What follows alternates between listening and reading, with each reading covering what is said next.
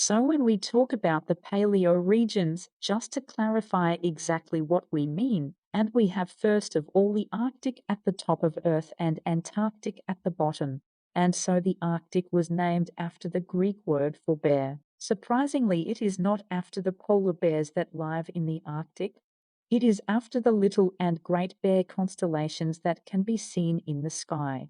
Now, the Greeks also hypothesized that there would be an anti-Arctic, which is how we get the name Antarctica. Of course, it wasn't discovered until much later on. Now, these regions are opposite in many ways other than just their names and their location on the globe. So if we look at the Arctic first of all, the Arctic is actually ocean surrounded by land. So you can see here, this is the UK down here, and this is Russia, and then America, Canada around here. So there is a bit of land covered in ice on top in the Arctic, which is Greenland here. All these areas here, surprisingly, a lot of people don't realize that this is not actually land. North Pole isn't on land, it is just one big ocean. So if you have to gauge the North Pole, you can stand on it. If you were to drill down through the ice, you would find ocean beneath it.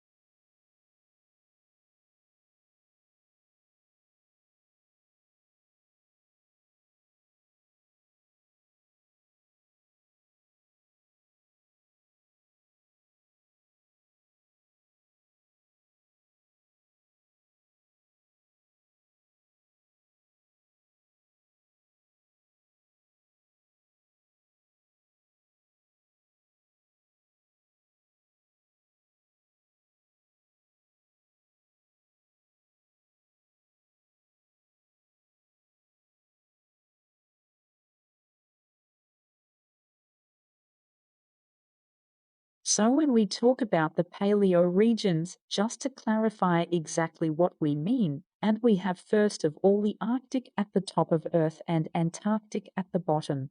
And so the Arctic was named after the Greek word for bear. Surprisingly, it is not after the polar bears that live in the Arctic. It is after the Little and Great Bear constellations that can be seen in the sky. Now, the Greeks also hypothesized that there would be an anti-Arctic, which is how we get the name Antarctica. Of course, it wasn't discovered until much later on. Now, these regions are opposite in many ways other than just their names and their location on the globe. So if we look at the Arctic first of all, the Arctic is actually ocean surrounded by land. So you can see here, this is the UK down here, and this is Russia, and then America, Canada around here. So there is a bit of land covered in ice on top in the Arctic, which is Greenland here. All these areas here, surprisingly, a lot of people don't realize that this is not actually land. North Pole isn't on land, it is just one big ocean. So if you have to gauge the North Pole, you can stand on it. If you were to drill down through the ice, you would find ocean beneath it.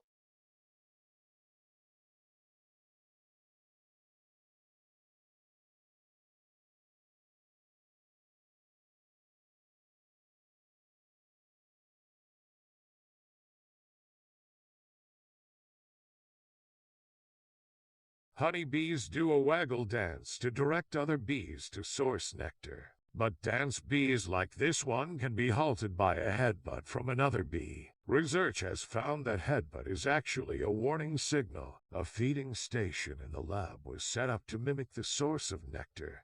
Then foraging bees were introduced to dangers at the station, such as competition from rival colonies. When foragers returned to the hive, they stopped bees dancing. Scientists think the behaviors warn dancers of a dangerous source of nectar.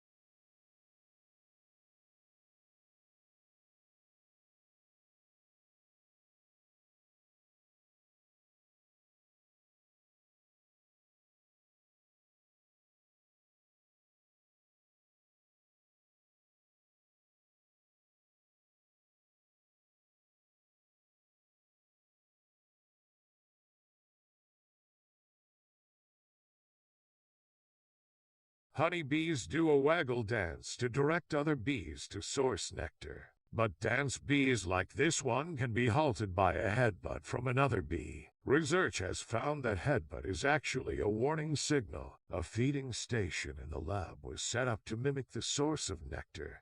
Then foraging bees were introduced to dangers at the station, such as competition from rival colonies. When foragers returned to the hive, they stopped bees dancing. Scientists think the behaviors warn dancers of a dangerous source of nectar.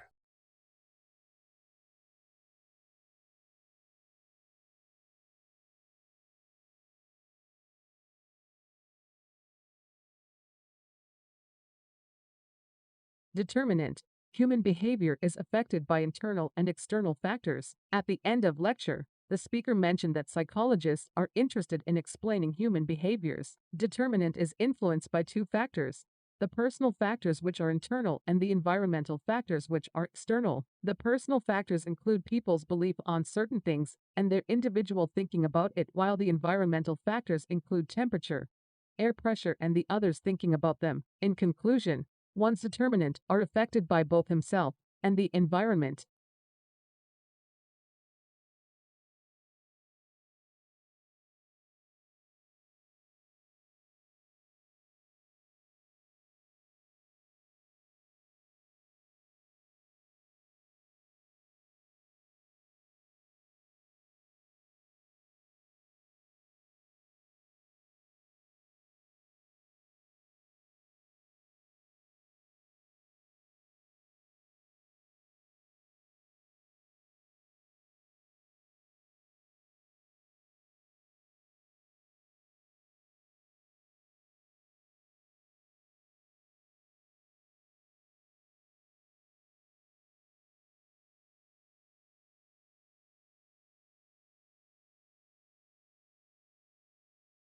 Determinant.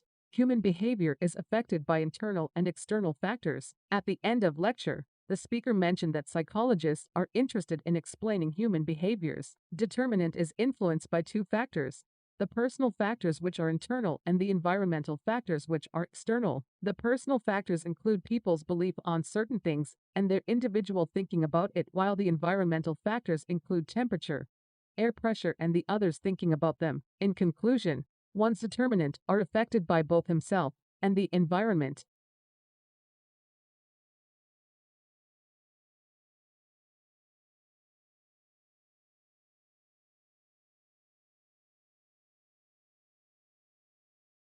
I'm just going to take on where stuff left off. The hormone I want to talk you about is called melatonin. The synthesis is in the pineal gland, which is very small. It is the size of a pea in your brain. The corpus is the seat of the soul, and it is where melatonin is made, and it has rhythm as well. And in the sense, it is the opposite of the cortisol.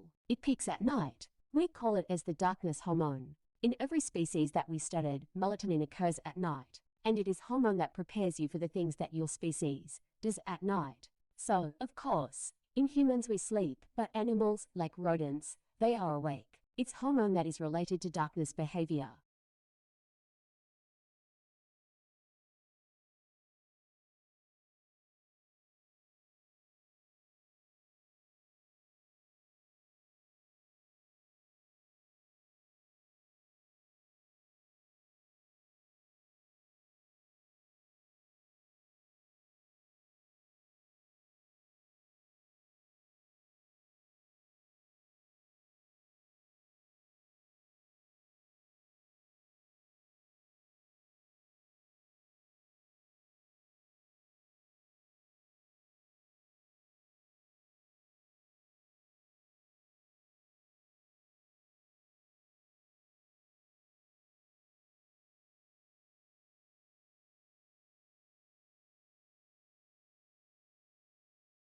I'm just going to take on where stuff left off.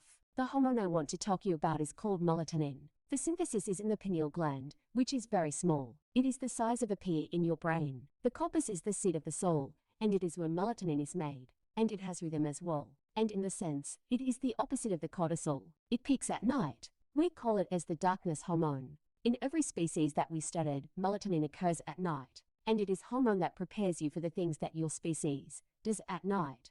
So, of course, In humans we sleep, but animals, like rodents, they are awake. It's hormone that is related to darkness behavior.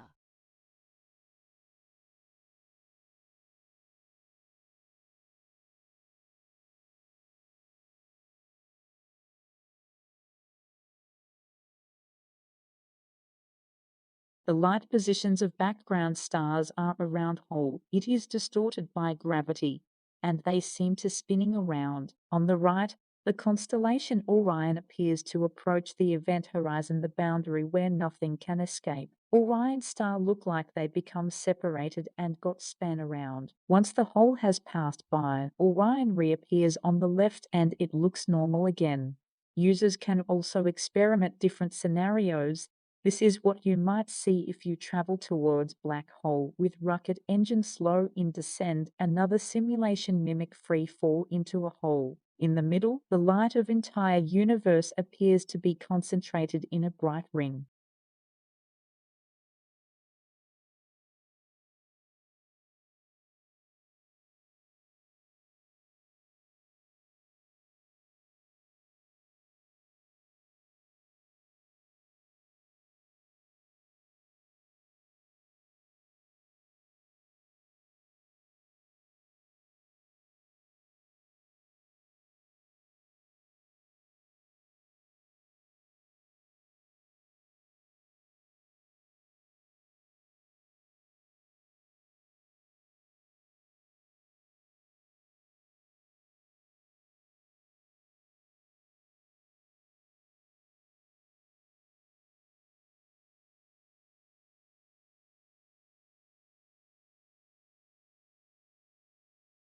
The light positions of background stars are a round hole. It is distorted by gravity, and they seem to spinning around. On the right, the constellation Orion appears to approach the event horizon, the boundary where nothing can escape. Orion's star look like they become separated and got span around. Once the hole has passed by, Orion reappears on the left and it looks normal again.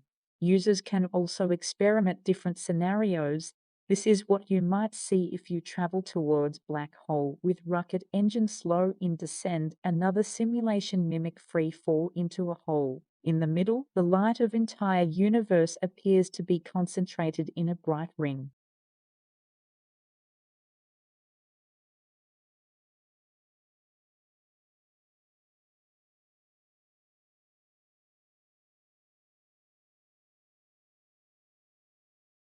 We can ask two fundamental questions about animal behavior. They refer to as proximate and ultimate. Proximate questions are those concerned with the mechanisms that bring about behavior. Ultimate questions are those concerned with the evolution of behavior. We can divide the proximate and ultimate questions into two sub-questions. For proximate, how does the behavior develop? And secondly, what causes the behavior? For ultimate, you can ask how did the behavior evolve? And secondly, what is the adaptive significance of the behavior? What is purpose? Together these comprise what are called Tinbergen's 4 questions about animal behavior. Nike Tinbergen was one of the founding fathers of the study of animal behavior. These questions represent the different ways of studying animal behavior, and understanding the difference between those 4 questions are fundamental to understanding behavior, and indeed the whole of biology. How do we study animal behavior? Well, that depends on the type of question we're hoping to answer.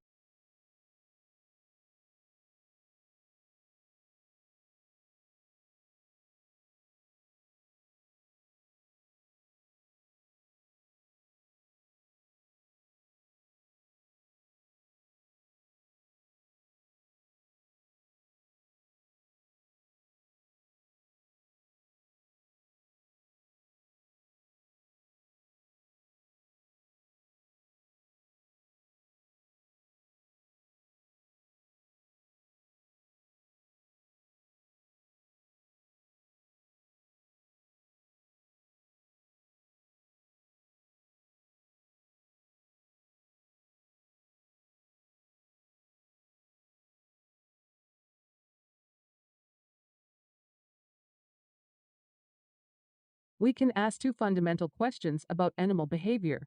They refer to as proximate and ultimate. Proximate questions are those concerned with the mechanisms that bring about behavior. Ultimate questions A. Those concerned with the evolution of behavior. We can divide the proximate and ultimate questions into two sub-questions. For proximate, how does the behavior develop? And secondly, what causes the behavior? For ultimate, you can ask how did